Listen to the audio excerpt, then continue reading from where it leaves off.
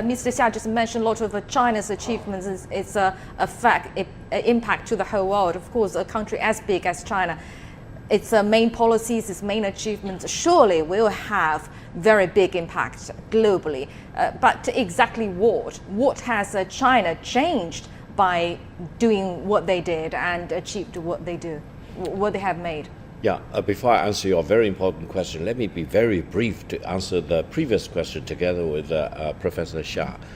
First of all, I think if you look at the past 5 years or past 10 years, there are many achievements that China and the Chinese people and CPC should be proud of. However, General Secretary Xi Jinping highlighted 3 things.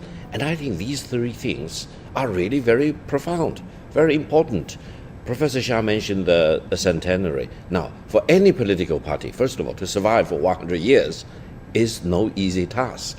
And then to remain relevant and to remain the leading force for a nation of 1.4 billion people, which is developing very rapidly over the past 44 years, that's no easy task at all. Especially China 44 years ago was relatively weak, relatively backward, and today China is the 2nd largest economy in the world. China's industrial output is larger than the US, Japan, and Germany combined.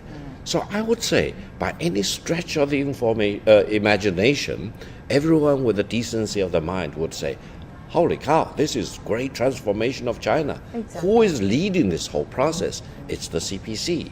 So I think President Xi Jinping absolutely is fully justified to say, yes, last year we celebrated the centenary. The centenary is not just the symbolism. Right. The centenary is really built upon all the underlying achievements and the transformation of the party, of the nation, and of the country. And this is in the overall context of very, very challenging circumstances.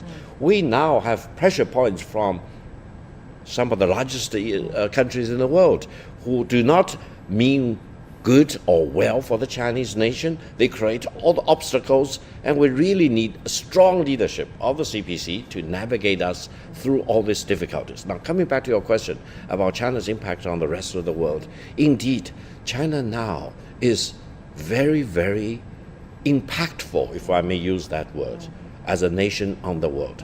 I met with so many other countries, people from other countries. They basically say, China is so big, it's overwhelmingly important. We cannot comprehend how you do all this thing. How can one ruling party manage matters involving 1.4 billion people? Because the more you think about it, 1.4 billion people is larger than the total population of all the OECD countries combined. And the Chinese economy is already 550% that of India. China's economy is already 350% that of Japan. So you are really talking about China growing in size, gaining momentum, transforming itself, scaling heights after heights. And all this is under the leadership of the CPC.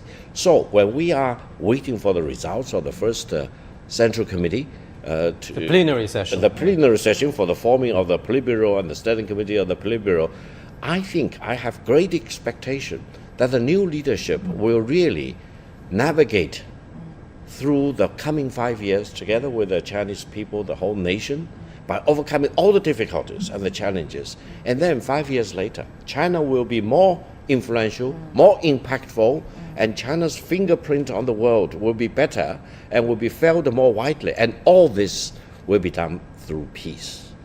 And this is the message for the Chinese nation as well as for the rest of the world.